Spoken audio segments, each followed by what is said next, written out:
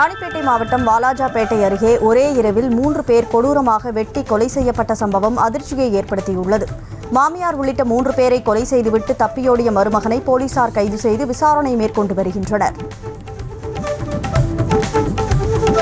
ராணிப்பேட்டை மாவட்டம் வாலாஜாபேட்டை அருகே கருத்து வேறுபாட்டால் பிரிந்து வாழும் மனைவியை வீட்டுக்கு அனுப்பாதது ஏன் என கேட்டு மாமியாருடன் வாக்குவாதம் செய்த மருமகன் தன்னை எதிர்த்து பேசிய ஆத்திரத்தில் அவரை விரட்டி கத்தியால் குத்தி கொலை செய்ததாக கூறப்படுகிறது.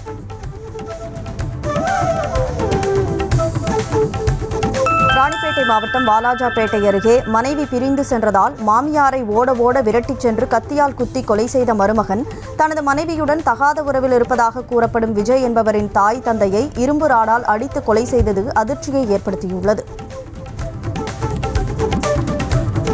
நீலகிரி மாவட்டம் உதகை அரசு தாவரவியல் பூங்காவில் 127வது மலர் கண்காட்சியை முதலமைச்சர் மு.க.ஸ்டாலின் இன்னும் சற்று நேரத்தில் தொடங்கி வைக்கிறார். கோடை சீசனுக்கு உதகை வரும் சுற்றுலா பயணிகளை மகிழ்விக்கும் விதமாக தோட்டக்கலை மலைப்பயிர்கள் துறை சார்பில் ஆண்டுதோறும் மலர் கண்காட்சி நடத்தப்படுகிறது. பொள்ளாச்சி பாலியல் வன்கொடுமை சம்பவத்தில் பாதிக்கப்பட்டவர்களுக்கு கூடுதலாக நிவாரணத் தொகை வழங்க தமிழ்நாடு முதலமைச்சர் மு.க.ஸ்டாலின் உத்தரவிட்டார். சம்பவத்தில் பாதிக்கப்பட்ட 8 பேருக்கு மொத்தமாக 85 லட்சம் ரூபாயை இழப்பீடாக நீதிமன்றம் அளித்துள்ள நிலையில் ஒவ்வொருவருக்கும் கூடுதலாக தலா 25 லட்சம் ரூபாய் வழங்க உத்தரவிடப்பட்டுள்ளது. பொள்ளாச்சி வழக்கில் திமுக அரசுக்கோ முதலமைச்சர் ஸ்டாலினுக்கோ என்ன பங்கு உள்ளது என இபிஎஸ் கேள்வி எழுப்பியுள்ளார். இதுகுறித்த எக்ஸ் பதிவில் பொள்ளாச்சி வழக்கில் கைது செய்ததும் விசாரணையை சிபிஐக்கு மாற்றியதும் அதிமுக அரசு என்றும், ஆனால் முதலமைச்சர் கூச்சமே இல்லாமல் மார்தட்டுவதாகவும் விமர்சித்துள்ளார். பொள்ளாச்சி பாலியல் வழக்கில் தீர்ப்பு கிடைத்ததற்கு தாம்தான் காரணம் என எடப்பாடி பழனிசாமி வெட்கமே இல்லாமல் பெருமை பேசுவதாக அமைச்சர் ரகுபதி காட்டமாக விமர்சித்தார். இது தொடர்பான அறிக்கையில் பொள்ளாச்சி பாலியல் வன்கொடுமை வழக்கில் அதிமுகவினருக்கு தொடர்பு இருப்பதை அறிந்து அவர்களை காப்பாற்ற இபிஎஸ் முயன்றதாக குற்றம் சாட்டினார். ஆபரேஷன் சிந்தூர் வெற்றிக்கு வித்திட்ட ராணுவ வீரர்கள் மற்றும் பிரதமர் மோடிக்கு நன்றி தெரிவித்து சென்னை எழும்பூரில் பாஜக சார்பில் பேரணி நடைபெற்றது.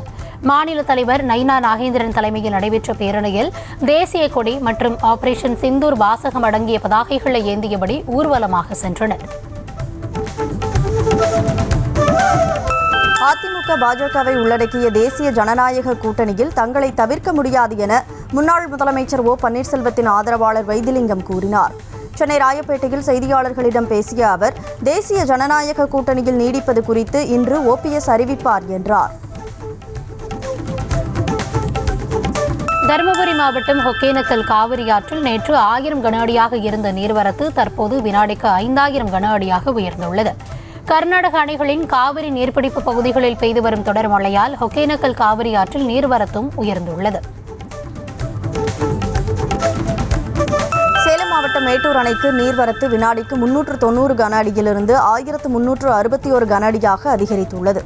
அதன்படி அணையின் நீர்மட்டம் 108.06 அடியாகவும் நீர் இருப்பு 75.68 டிஎம்சியாகவும் உள்ள நிலையில் அணையிலிருந்து வினாடிக்கு 1000 கன அடி நீர் வெளியேற்றப்பட்டு வருகிறது. தமிழகத்தில் நேற்று 12 இடங்களில் வெயில் சதமடித்தது. அதிகபட்சமாக ஈரோட்டில் 106.16 டிகிரி ஃபாரன்ஹீட் வெப்பம் பதிவாகியுள்ளது. இதேபோல சென்னை விமான நிலையம், கரூர் பரமத்தி, மதுரை நகரம், மதுரை விமான நிலையம், பாளையங்கோட்டை, பரங்கிப்பேட்டை, சேலம், தஞ்சாவூர், திருச்சி, திருத்தணி, வேலூர் ஆகிய இடங்களில் வெயில் சுட்டெரித்தது. தமிழகத்தில் கிருஷ்ணகிரி, தருமபுரி, திருப்பத்தூர் மற்றும் வேலூர் மாவட்டங்களில் இன்று கனமழைக்கு வாய்ப்புள்ளதாக வானிலை மையம் தெரிவித்துள்ளது. கனமழையின் போது மணிக்கு 40 முதல் 50 கிலோமீட்டர் வேகத்தில் பலத்த காற்று வீசும் என்றும் தெரிவிக்கப்பட்டுள்ளது. கரூர் மாவட்டம் குளித்தலை அருகே பலத்த காற்றுடன் கனமழை பெய்ததில் 30க்கும் மேற்பட்ட வீடுகளின் மேற்கூரைகள் காற்றில் பறந்தன. இரும்பூதிப்பட்டியில் உள்ள இலங்கை தமிழர் குடியிருப்பில் மரங்கள் வேரோடு சாய்ந்ததில் குடியிருப்பு பகுதியில் இருந்த வீடுகள் சேதமடைந்தன. மின்சாரம் துண்டிக்கப்பட்டதால் பொதுமக்கள் இருளில் மூழ்கி தவித்து வருகின்றனர். கரூர் நகரில் பெய்த கனமழையால் 1000 ஆண்டுகள் பழமையான கல்யாண பசுபதீஸ்வரர் கோவிலுக்குள் மழைநீர் தேங்கியது. கரூரில் மாலை நேரத்தில் சுமார் 1 மணி நேரத்திற்கு மேலாக இடியுடன் கூடிய கனமழை நீடித்த நிலையில் மழைநீர் வடிகாலில் ஏற்பட்ட அடைப்பு காரணமாக கோவிலுக்குள் தண்ணீர் தேங்கியதாக கூறப்பட்டது. சென்னை கொட்டிவாக்கத்தில் ஓய்வு பெற்ற ஐடி ஊழியர் மகேஷ்குமார் என்பவரது வீட்டில் 60 சவர நகைகளை திருடிச் சென்ற நேபாள தம்பதியை போலீசார் தீவிரமாக தேடி வருகின்றனர். கடந்த 2 மாதங்களாக குடும்பத்துடன் தங்கி வீட்டில் காவலாளியாக பணிபுரிந்து வந்த நபர் மகேஷ்குமார் குடும்பத்துடன் குலதெய்வம் கோவிலுக்கு சென்ற சமயத்தில் நகைகளை திருடிச் சென்றுள்ளார். கடலூர் துறைமுகம் பகுதியில் இயங்கும் சாயப்பட்டறை தொழிற்சாலையின் கழிவுநீர் சுத்திகரிப்பு டேங்க் வெடித்து சிதறியது.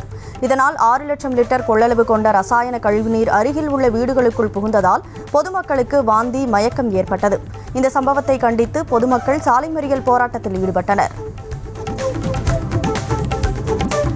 சென்னை மெட்ரோ ரயில் திட்டத்தின் 2வது கட்டத்தில் 3வது வழித்தடத்தில் சுரங்கம் தோண்டும் பணி வெற்றிகரமாக நிறைவடைந்ததாக மெட்ரோ ரயில் நிர்வாகம் தெரிவித்துள்ளது.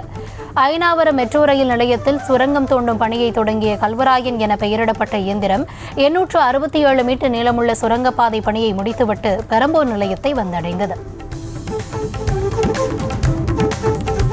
கோவையில் நாட்டு துப்பாக்கி வைத்திருந்த நபரை போலீசார் சுட்டுப் பிடித்தனர். கோவில்பாளையத்தைச் சேர்ந்த ரவுடி ஹரிஸ்ரீ தனது நண்பருடன் ஏற்பட்ட தகராறில் நாட்டு துப்பாக்கியை கொண்டு வானத்தை நோக்கி சுட்டுள்ளார். இது தொடர்பாக விசாரணை மேற்கொள்ளச் சென்றபோது ஹரிஸ்ரீ மறைத்து வைத்திருந்த துப்பாக்கியை கொண்டு போலீசாரை நோக்கி சுட முயன்றார். காஞ்சிபுரம் வரதராஜ பெருமாள் கங்கை கொண்டாம் மண்டபம் பகுதியில் மண்டகப்படி கண்டருளிய போது வடகலை தென்கலை பிரிவினர் மந்திர புஷ்பம் பாட போட்டி போட்டனர். அப்போது போலீசார் இரு தரப்பினரையும் வெளியேற்ற முயன்றதால் அவர்கள் போலீசாரிடம் வாக்குவாதத்தில் ஈடுபட்டதால் பரபரப்பு நிலவியது. திருவள்ளூர் மாவட்டம் தாமரைப்பாக்கம் அருகே பேபி கால்வாய் கரையோரம் அமைந்துள்ள குடியிருப்புகளை அகற்ற முயன்ற வருவாய்த்துறையினர் மற்றும் பொதுமக்களிடையே வாக்குவாதம் ஏற்பட்டது. தங்களுக்கு கொடுத்த மாற்று இடத்திற்கு செல்லும்படி அறிவுறுத்திய அதிகாரிகள் சில வீடுகளுக்கு கால அவகாசம் வழங்கிச் சென்றனர். ஜம்மு காஷ்மீரின் புல்வாமா மாவட்டத்தில் பாதுகாப்பு படையினர் நடத்திய தேடுதல் வேட்டையில் பயங்கரவாதி ஒருவன் சுட்டுக் கொல்லப்பட்டார். ஜெய்ஷ்-இ முகமது அமைப்பைச் சேர்ந்த 2 முதல் 3 பயங்கரவாதிகள் இந்த பகுதியில் சிக்கியிருப்பதாக கிடைத்த தகவலை அடுத்து தேடுதல் வேட்டை நடத்தப்பட்டது. இது கடந்த 48 மணி நேரத்தில் நடைபெற்ற 2வது என்கவுண்டர் என்பது குறிப்பிடத்தக்கது. இந்தியா பாகிஸ்தான் போர் நிறுத்த விவகாரத்தில் அமெரிக்காவின் பங்கு குறித்து பிரதமர் மோடியும் வெளியுறவு அமைச்சர் ஜெய்சங்கரும் பதிலளிக்காமல் இருப்பது ஏன் என காங்கிரஸ் கட்சி கேள்வி எழுப்பியுள்ளது. டெல்லியில் செய்தியாளர்களை சந்தித்த ஜெய்ராம் ரமேஷ் எம்பி இந்தியாவிற்கும் பாகிஸ்தானுக்கும் இடையிலான போர் நிறுத்தத்தை அமெரிக்க அதிபர் ட்ரம்ப் அறிவித்தது ஏன் என கேள்வி எழுப்பினார்.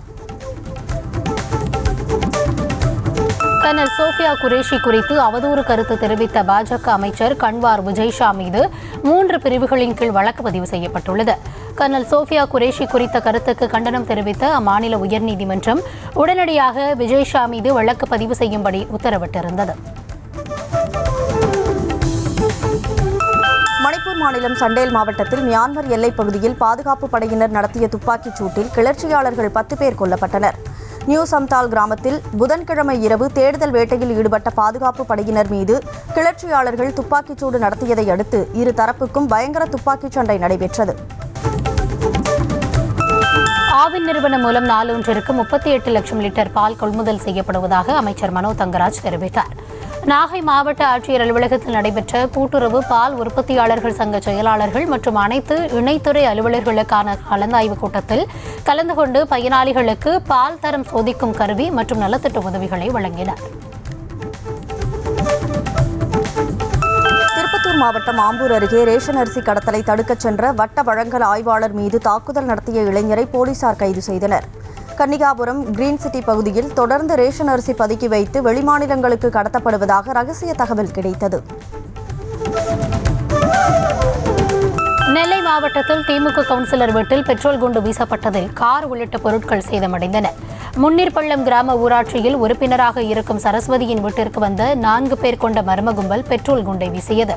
அதே கும்பல் நெல்லை டவுன் வயல் தெருவில் உள்ள பைக் ஷோரூம் மீதும் பெட்ரோல் குண்டை வீசியதாக கூறப்படுகிறது. நாகை கோடியக்கரை பறவைகள் சரணாலயம் அருகே சிப்காட் அமைப்பதை எதிர்த்து தொடரப்பட்ட வழக்கில் தமிழக அரசு பதிலளிக்க சென்னை உயர்நீதிமன்றம் உத்தரவிட்டது. தென்னடார் கிராமத்தில் சிப்காட் தொழிற்பேட்டை அமைப்பதை எதிர்த்து ராஜா என்பவர் தொடுத்த வழக்கு விசாரணைக்கு வந்தபோது சிப்காட் அமைந்தால் விளைநிலங்களுக்கும் பறவைகள் சரணாலயத்திற்கும் பாதிப்பு ஏற்படும் என தெரிவிக்கப்பட்டது. சென்னை மாதவரத்தை அடுத்த மூலக்கடையில் கட்டுப்பாட்டை இழந்த மினி லாரி சாலையோரம் நின்று கொண்டிருந்த வாகனங்கள் மீது மோதி விபத்துக்குள்ளான சிசிடிவி காட்சிகள் வெளியாகியுள்ளது.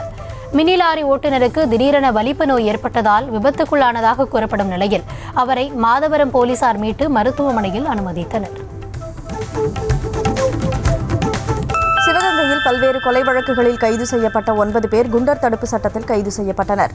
மாவட்ட எஸ்பி ஆஷிஷ் ராவத் பரிந்துரையின் பேரில் 9 பேரையும் குண்டர் சட்டத்தில் சிறையில் அடைக்க மாவட்ட ஆட்சியர் உத்தரவிட்டிருந்தது குறிப்பிடத்தக்கது.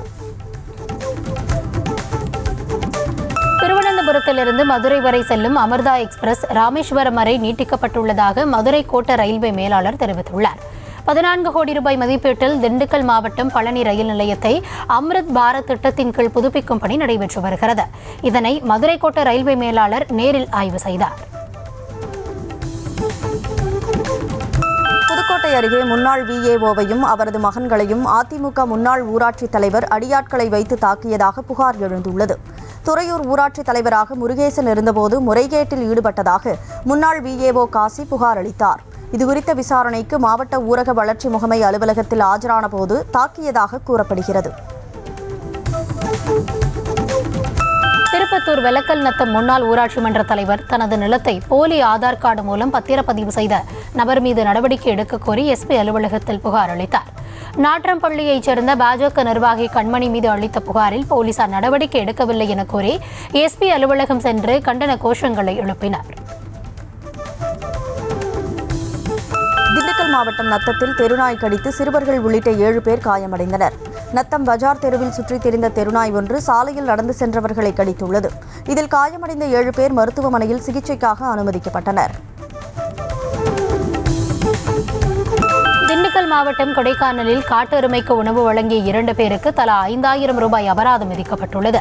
தனியார் தங்குமிடுதி பகுதி அருகே சுற்றித் திரிந்த காட்டெருமைக்கு அங்கு பணிபுரிந்த ஊழியர்கள் 2 உணவு வழங்குவது போன்ற வீடியோ சமூக வலைதளங்களில் வைரலானது. இந்த நிலையில் வன உரிமை பாதுகாப்பு சட்டத்தின் கீழ் 2 அபராதம் விதிக்கப்பட்டது. தூத்துக்குடி உடன்குடியில் சமூக வலைதள பிரபலம் ஜிபி முத்துவை ஊர் மக்கள் முற்றுகையிட்டு வாக்குவாதத்தில் ஈடுபட்டனர். பெருமாள்புரத்தில் வசித்து வரும் ஜிபி முத்து ஆக்கிரமிப்புகளால் கீழத்தெரு சாலையை காணவில்லை என மாவட்ட ஆட்சியர் அலுவலகத்தில் புகார் அளித்த நிலையில் கோயில் கட்டுமான பணிகளை அவர் தடுப்பதாக மக்கள் குற்றம் சாட்டினர். விருதுநகர் மாவட்டம் ஸ்ரீவில்லிபுத்தூரில் கிணற்றுக்குள் விழுந்த மலைமாட்டை தீயணைப்புத் துறையினர் உயிருடன் மீட்டனர். வன்னியம்பட்டி விலக்கு பகுதியில் உள்ள தனிநபருக்கு சொந்தமான கிணற்றில் பாலச்சந்திரன் என்பவரின் மாடு தவறி விழுந்தது. சம்பவ இடத்திற்கு வந்த தீயணைப்புத் துறையினர் 3 மணி நேரம் போராடி ஜேசிபி இயந்திர உதவியுடன் மாட்டை மீட்டனர். கள்ளக்குறிச்சி மாவட்டம் தாசர்புரம் மற்றும் சைலோம் பகுதியில் நுரை பொங்கியபடி வரும் குடிநீரால் பொதுமக்கள் அச்சமடைந்தனர். இந்த தண்ணீரால் நோய் தொற்று பரவும் அபாயம் உருவானதால் தண்ணீரை ஆய்வுக்கு உட்படுத்த வேண்டும் என பொதுமக்கள் கோரிக்கை விடுத்தனர். சென்னையை அடுத்த ஈஞ்சம்பாக்கத்தில் தேங்கி நிற்கும் நீரை அகற்றாமல் மழைநீர் கால்வாய் அமைக்கப்பட்டு வருவதாக பொதுமக்கள் குற்றம் சாட்டினர். தரமில்லாத வகையில் மழைநீர் கால்வாய் அமைக்கும் ஒப்பந்த ஊழியர்கள் மீது மாநகராட்சி அதிகாரிகள் உரிய நடவடிக்கை எடுக்க வேண்டும் என கோரிக்கை விடுத்துள்ளனர்.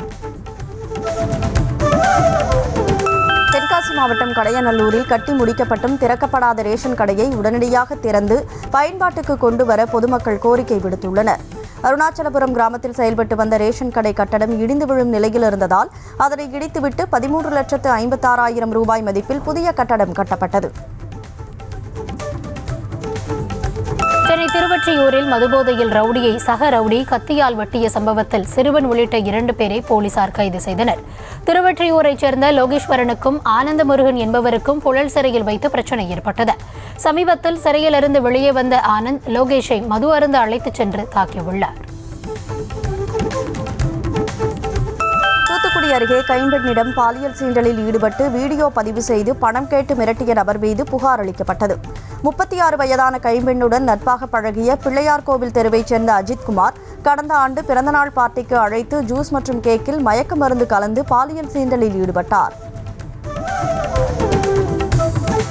திருவண்ணாமலை மாவட்டம் ஆரணி அருகே விபத்தில் சிக்கி மகன் உயிரிழந்த செய்தியை கேட்டு தாயும் அதிர்ச்சியில் இறந்த சம்பவம் அந்த பகுதியில் சோகத்தை ஏற்படுத்தியுள்ளது. வண்ணாங்குளம் கிராமத்தைச் சேர்ந்த ராஜேந்திரன் சென்னையில் பணியை முடித்துவிட்டு தனது கிராமத்திற்கு பைக்கில் சென்றபோது அடையாளம் தெரியாத வாகனம் மோதி உயிரிழந்தார். கள்ளக்குறிச்சி மாவட்டம் திருப்பாலப்பந்தல் அருகே சொத்து தகராறில் போலீசார் ஒருதலைபட்சமாக செயல்படுவதாக கூறி பெண் பூச்சி மருந்து அருந்தி தற்கொலைக்கு முயன்றார். எடையூர் கிராமத்தைச் சேர்ந்த அம்பிகாவை 66 சென்ட் இடப்பிரச்சினை காரணமாக அவரது உறவினர்களான சிகாமணி உள்ளிட்டோர் தாக்கியுள்ளனர். இதுகுறித்து புகார் அளித்தும் போலீசார் நடவடிக்கை எடுக்கவில்லை என குற்றச்சாட்டு எழுந்துள்ளது. பொய் வழக்கு போடுவதாக கூறி ராமநாதபுரம் மாவட்ட காவல்துறை கண்காணிப்பாளர் அலுவலகத்தில் பொதுமக்கள் புகார் மனு அளித்தனர். கோவிந்தநேந்தல் பகுதியைச் சேர்ந்த அன்புராஜா, பாரதிராஜா ஆகிய இளைஞர்களை போலீசார் விசாரணை என்ற பெயரில் அழைத்துச் சென்று பொய் வழக்கு போடுவதாக பொதுமக்கள் குற்றம் சாட்டினர். தேனி மாவட்டம் அனுமந்தன்பட்டி அருகே மதுபோதையில் தனியார் பேருந்தை இயக்கிய ஓட்டுநர் வாகனத்தை தேசிய நெடுஞ்சாலையில் நிறுத்திவிட்டு தப்பியோடியதால் பயணிகள் 2 மணி நேரம் காக்க வைக்கப்பட்டனர். குமுளியிலிருந்து சென்னை சென்ற தனியார் பேருந்தின் ஓட்டுநர் மதுபோதையில் இருந்ததால் பயணிகள் வாக்குவாதத்தில் ஈடுபட்டனர். பெரம்பலூர் குன்னம் அருகே 2 குடும்பத்தினர் வெளியே வர முடியாத அளவிற்கு அமைக்கப்பட்ட கம்பிவேலி அகற்றப்பட்டது.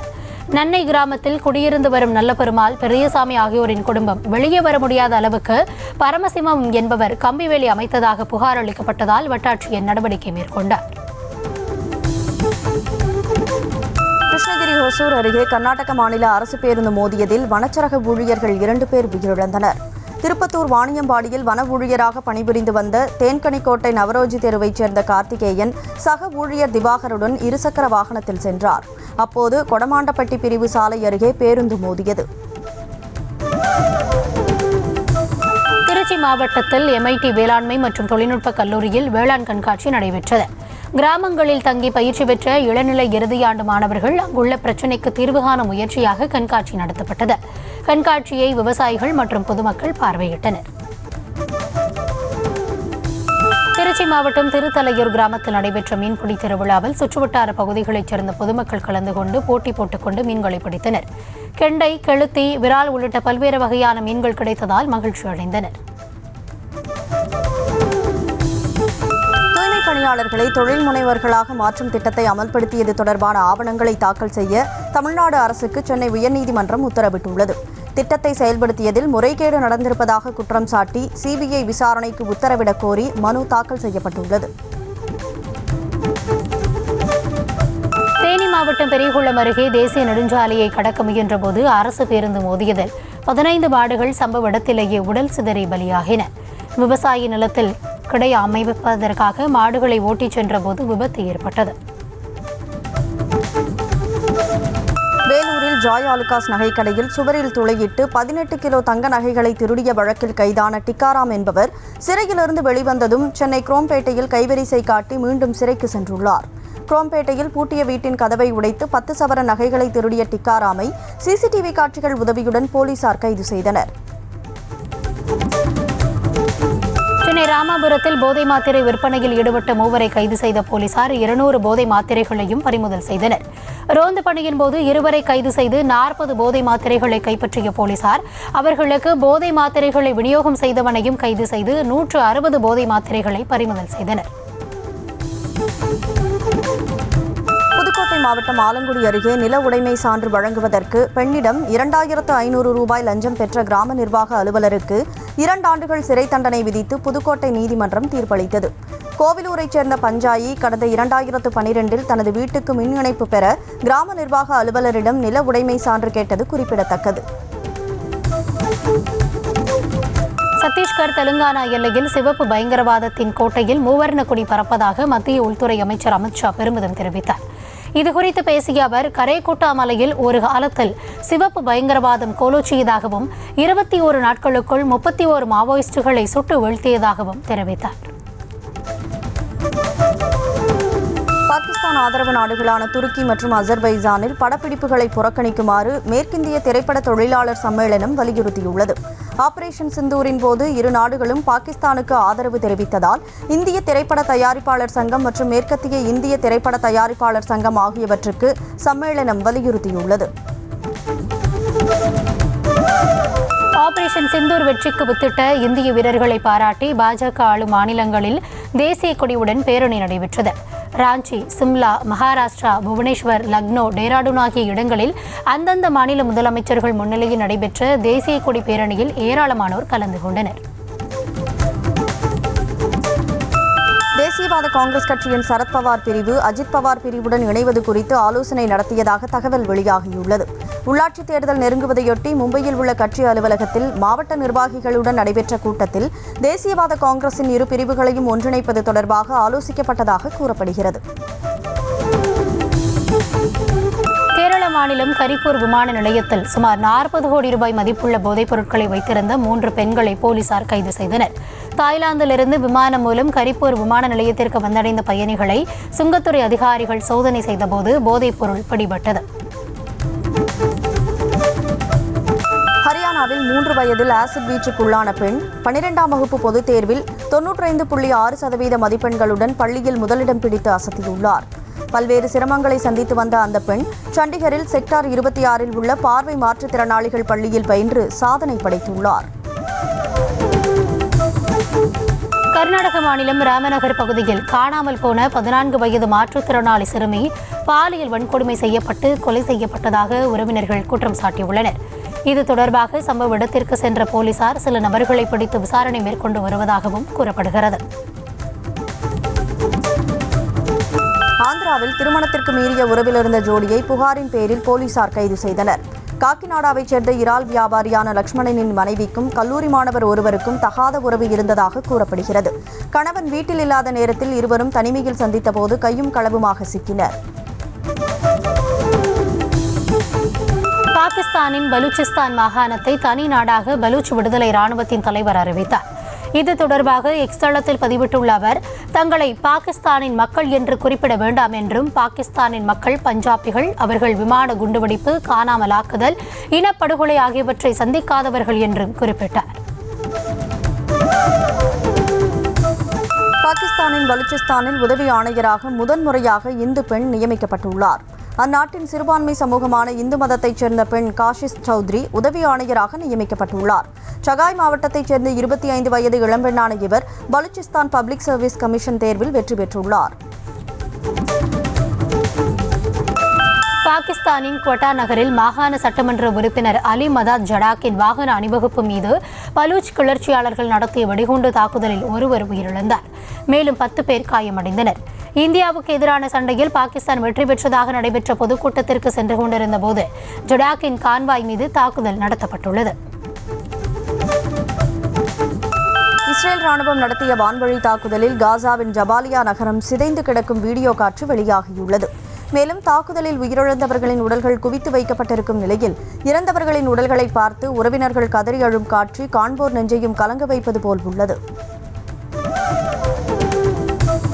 காசாவின் கான் யூனிஸ் நகரில் இஸ்ரேல் ராணுவம் நடத்திய வான்வழி தாக்குதல் தொடர்பான பதைபதைக்க வைக்கும் வீடியோ காட்சி வெளியாகியுள்ளது. ஐரோப்பிய மருத்துவமனை அருகே இஸ்ரேல் ராணுவம் குண்டுமழை பொழிய குண்டுவெடித்த இடங்கள் புகைமண்டலமாக காட்சியளிப்பதும் அப்பகுதி மக்கள் அலறி அடித்து ஓடும் பரிதாப காட்சியும் இடம்பெற்றுள்ளது. உலக அளவில் அமைதி ஏற்பட எல்லா முயற்சிகளையும் மேற்கொள்வேன் என புதிய போப் லியோ உறுதிபட தெரிவித்தார். மேலும் போர் ஒருபோதும் தவிர்க்க முடியாதது அல்ல என தெரிவித்த அவர், ஆயுதங்கள் ஒருபோதும் பிரச்சனையை தீர்க்காது, அதிகரிக்கவே செய்யும் எனவும் திட்டவட்டமாக கூறினார். சீன நிறுவனங்களை புறக்கணிக்கும் வகையில் அமெரிக்காவும் இங்கிலாந்தும் புதிய வர்த்தக ஒப்பந்தம் செய்துள்ளன. இதனால் அதிர்ச்சியடைந்த சீனா இது வரி விதிப்பு நடவடிக்கையை விட விஷத்தன்மை வாய்ந்த செயல் என கண்டனம் தெரிவித்துள்ளது. அமெரிக்கா சீனா இடையே நீண்ட காலமாக வர்த்தக மோதல் நடந்து வரும் நிலையில் இந்த ஒப்பந்தம் மேற்கொள்ளப்பட்டுள்ளது. மெக்சிகோ நாட்டில் டிக்டாக் லைவில் இன்ஃப்ளூயன்சர் சுட்டுக் கொல்லப்பட்ட சம்பவம் அதிர்ச்சியை ஏற்படுத்தியது. சபோபன் நகரில் உள்ள அழகு நிலையத்தில் பணிபுரிந்து வரும் 23 வயதான வலேரியா மார்க்விஸ் அழகு கலை குறித்த வீடியோக்களுக்காக பிரபலமாக அறியப்பட்டவர். அவர் தாம் பணிபுரியும் அழகு நிலையத்தில் அமர்ந்து டிக்டாக் லைவில் இருந்தபோது அங்கு வந்த மர்ம நபர் அவரை துப்பாக்கியால் சுட்டுள்ளார். சவுதி அரேபியாவில் அமெரிக்க அதிபர் டொனால்டு டிரம்பை சிரியாவின் இடைக்கால அதிபர் அகமது அல் ஷரா சந்தித்தார். இருதரப்பு உறவுகளை இயல்பாக்குவதற்கான வாய்ப்புகள் குறித்து இருவரும் பேச்சுவார்த்தை நடத்தினர். இஸ்ரேலுடனான உறவுகளை இயல்பாக்குமாறு ட்ரம்ப் ஷராவை வலியுறுத்தியதாக வெள்ளை மாளிகை செய்தி தொடர்பாளர் தெரிவித்தார். இன்ஸ்டாகிராமில் லட்சக்கணக்கான ஃபாலோயர்ஸ் கொண்டுள்ள கத்தார் இளவரசி அல் மயாசா பாலிவுட் பிரபலங்களில் நடிகை மல்லிகா ஷெராவத்தை மட்டும் கடந்த 10 ஆண்டுகளாக பின்தொடர்ந்து வருவது தெரியவந்துள்ளது. கத்தார் அரச குடும்பத்தில் மிகவும் பிரபலமாக திகழும் இவர் முன்னாள் அமீர் ஷேக் ஹமாத் பின் கலீஃபா அல் தானியின் மகள் என்பது குறிப்பிடத்தக்கது. துருக்கியில் இஸ்தான்புல்லில் இஸ்லாமிய போதகரின் மாநாட்டிற்கு எதிர்ப்பு தெரிவித்து போராடிய பல்கலைக்கழக மாணவர்கள் சுமார் 100 பேர் கைது செய்யப்பட்டனர். மேலும் அவர்கள் போலீசாருடன் கைகலப்பில் ஈடுபட்டதால் பரபரப்பு ஏற்பட்டது. அமெரிக்காவின் வடக்கு மின்னசோட்டாவின் பல்வேறு பகுதிகளில் பற்றி எரியும் காட்டுத் தீயால் பொதுமக்கள் அச்சமடைந்தனர். பல ஏக்கர் பரப்பளவிலான செடி, கொடி மற்றும் மூலிகைகள் கொழுந்துவிட்டு எரியும் பதைபதைக்கும் காட்சிகளும் வெளியாகியுள்ளன.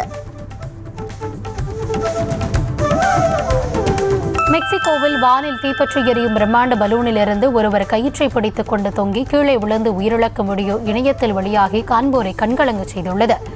ஜகாடகாஸ் நகரில் நடைபெற்ற வண்ணமயமான பலூன் திருவிழாவின் போது தீயில் சிக்கிய 2 பேரை காப்பாற்றிய லூசியோ உயிரிழந்தார். விராட் கோலியும் ரோஹித் சர்மாவும் இல்லாத இந்திய டெஸ்ட் அணி இங்கிலாந்திற்கு எதிரான தொடரில் தோல்வியை சந்திக்கும் என்று யுவராஜ் சிங்கின் தந்தை யோகராஜ் சிங் தெரிவித்தார். விராட், ரோஹித்திடம் இப்போதும் நிறைய கிரிக்கெட் எஞ்சியுள்ளதாக தாம் கருதுவதாக தெரிவித்த அவர், முழுமையாக இளம் வீரர்களை மட்டுமே வைத்து அணி உருவாக்கினால் அது எப்போதும் கீழே விழும் என கூறினார். விராட் கோலியை டெஸ்ட் கிரிக்கெட் மிஸ் செய்யும் என்று ஆஸ்திரேலிய அணியின் முன்னாள் கேப்டன் மைக்கேல் கிளார்க் தெரிவித்தார். டெஸ்ட் போட்டிகள் மீது கோலி வைத்திருந்த அன்பும் ஆர்வமும் அவர் அடித்த ரன்களைப் போலவே அளப்பரியது என்று கூறினார். அனைத்து கேப்டனும் தங்களது அணியில் இருக்க வேண்டும் என்று விரும்பக்கூடிய வீரர் கோலி என்று தெரிவித்தார். ஒலிம்பிக்கில் 2 பதக்கங்களை வென்று சாதனை படைத்த இந்திய ஈட்டி எறிதல் வீரர் நீரஜ் சோப்ராவுக்கு துணை ராணுவத்தின் லெப்டினன்ட் கர்னல் பதவி வழங்கி மத்திய அரசு கௌரவித்துள்ளது. நீரஜ் சோப்ராவுக்கு அந்த பதவியை குடியரசுத் தலைவர் திரௌபதி முர்மு வழங்கினார். தற்போது அவர் சுபேதார் மேஜர் பதவியில் உள்ளார் என்பது குறிப்பிடத்தக்கது. தாய்லாந்து ஓபன் பேட்மிண்டன் தொடரில் இந்திய வீரர்கள் லக்ஷயா சென், பிரியான்ஷு ரஜாவத் ஆகியோர் தோல்வியடைந்தனர். அயர்லாந்தின் நார்த் லூயன் உடன் மோதிய லக்ஷயா சென் 19க்கு 21, 21க்கு 9, 17க்கு 21 என்ற செட் கணக்கில் தோல்வியடைந்தார். மற்றொரு போட்டியில் இந்தோனேஷியாவின் அல்பி பர்ஹானுடன் மோதிய இந்திய வீரர் பிரியான்ஷு ரஜாவத் 13க்கு 21, 21க்கு 17, 16க்கு 21 என்ற செட் கணக்கில் தோல்வியடைந்தார். ரோமில் நடைபெற்று வரும் இத்தாலி ஓபன் டென்னிஸ் தொடரின் ஆண்கள் ஒற்றையர் பிரிவில் ஆஸ்திரேலிய வீரர் அலெக்ஸ் டி மினார் அதிர்ச்சி தோல்வியடைந்தார். காலிறுதிக்கு முந்தைய சுற்று ஆட்டத்தில் அமெரிக்காவின் டாமி பவுலுடன் மோதிய அவர் 5க்கு 7, 3க்கு 6 என்ற நேர் செட் கணக்கில் தோல்வியடைந்தார். கேரளாவில் காரின் ரூஃப்டாப் கண்ணாடி வழியாக ரசிகர்களை பார்த்து கையசைத்தபடியே நடிகர் ரஜினிகாந்த் சென்ற வீடியோ வெளியாகியுள்ளது.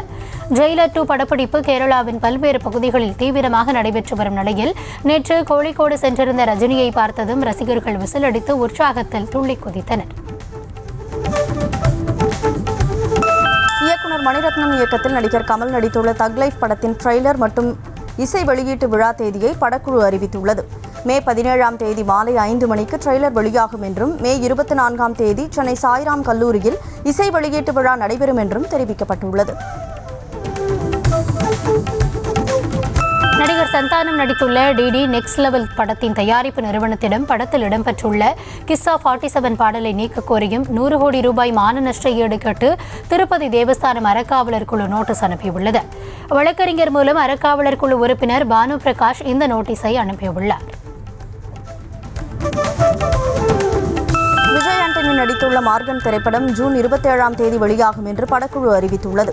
கிரைம் த்ரில்லர் கதைக்களத்தில் உருவாகியுள்ள படத்தை லியோ ஜான் பால் இயக்கியுள்ளார். விஜய் ஆண்டனியின் மனைவி மீரா விஜய் ஆண்டனி தயாரித்துள்ள படத்தில் சமுத்திரகனி, மகாநதி சங்கர், பிரிகிடா ஆகியோர் முக்கிய வேடத்தில் நடித்துள்ளனர். கவின் நடிப்பில் உருவாகியுள்ள கிஸ் திரைப்படம் ஜூலை மாதம் திரையரங்குகளில் வெளியாகும் என படக்குழு அறிவித்துள்ளது. நடன இயக்குனர் சதீஷ் இயக்கியுள்ள இந்த படத்தின் டீசர் சமீபத்தில் வெளியாகி ரசிகர்கள் மத்தியில் நல்ல வரவேற்பை பெற்றது. மெட்ராஸ் படத்தின் மூலம் அறிமுகமான ஹரிகிருஷ்ணன் கதாநாயகனாக நடித்துள்ள வேம்பு படத்தின் ட்ரெய்லரை இயக்குனர் மாரி செல்வராஜ் வெளியிட்டார். எளிய மனிதர்களின் வாழ்வியலை மையப்படுத்தி தயாராகி இருக்கும் படத்தை இயக்குனர் வி. ஜஸ்டின் பிரபு இயக்கியிருக்கிறார். மே 23ஆம் தேதி படம் வெளியாகிறது. படங்களில் வரும் சண்டை காட்சிகள் கம்ப்யூட்டர் கிராபிக்ஸை நம்பியிருப்பதால் அதில் உண்மைத்தன்மை இல்லை என நடிகர் ஜாக்கி சான் தெரிவித்துள்ளார்.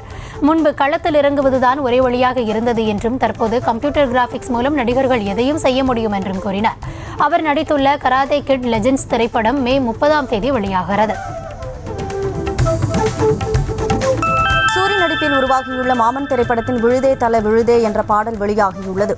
பிரசாந்த் பாண்டிராஜ் இயக்கியுள்ள இந்த படத்திற்கு ஹேஷம் அப்துல் வஹாப் இசையமைத்திருக்கிறார். இந்த படத்தில் ராஜ்கிரண், ஐஸ்வர்யா லட்சுமி, ஸ்வாசிகா, பாலசரவணன், ஜெயபிரகாஷ் உள்ளிட்ட பலர் நடித்திருக்கிறார்கள்.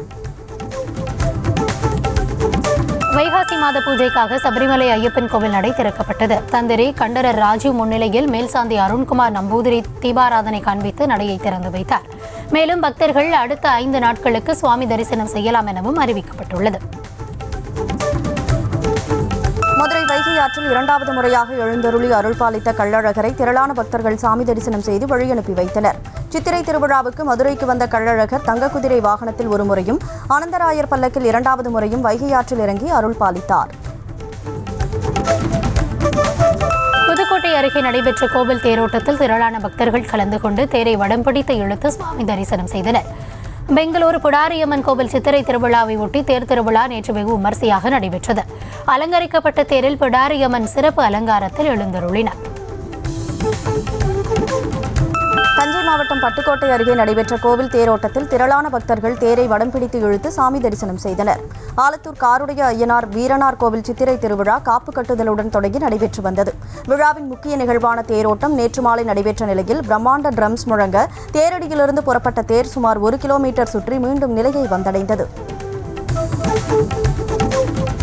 வேலூர் மாவட்டம் அணைக்கட்டு அருகே உள்ள பொற்கொடியம்மன் கோவில் ஏரி திருவிழாவை முன்னிட்டு ஏராளமான பக்தர்கள் ஏரியில் உணவு சமைத்து வழிபாடு நடத்தினர்.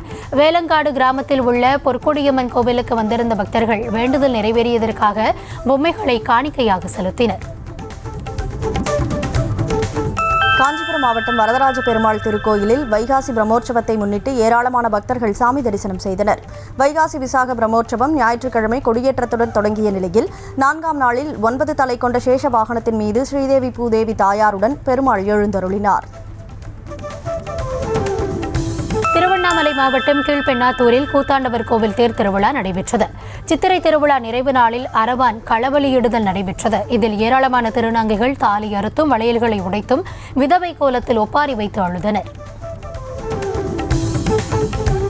தஞ்சை மாவட்டம் திருக்காட்டுப்பள்ளி அருகே பூண்டிமாதா பேராலயத்தில் நடைபெற்ற அலங்கார தேர்பவனியில் திரளான கிறிஸ்தவர்கள் கலந்து கொண்டு வழிபட்டனர்.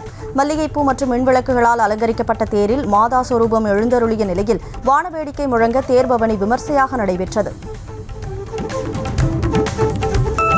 திண்டுக்கல் மாவட்டம் பழனி ரணகாளியம்மன் கோவில் சித்திரை திருவிழாவை முன்னிட்டு அம்மன் வெள்ளி சிம்ம வாகனத்தில் வீதி உலா வந்து பக்தர்களுக்கு அருள்பாலித்தார். ஊர்வலத்தின் முன்பாக கரகாட்டம் உள்ளிட்ட நடனங்கள் நடைபெற்ற திரளான பக்தர்கள் சுவாமி தரிசனம் செய்தனர். திருவாரூர் மாவட்டம் திருத்துறைப்பூண்டி மருந்தீஸ்வரர் கோயிலில் தெப்ப உற்சவம் நடைபெற்றது. சித்திரை திருவிழாவின் முக்கிய நிகழ்வான தெப்ப உற்சவத்தின் போது மலர்களால் அலங்கரிக்கப்பட்ட மருந்தீஸ்வரர் 4 வீதிகளில் வலம் வந்த பிறகு மின் விளக்குகளால் அலங்கரிக்கப்பட்ட தெப்பத்தில் புறப்பட்டார். தெப்ப உற்சவத்தில் ஏராளமான பக்தர்கள் சாமி தரிசனம் செய்தனர்.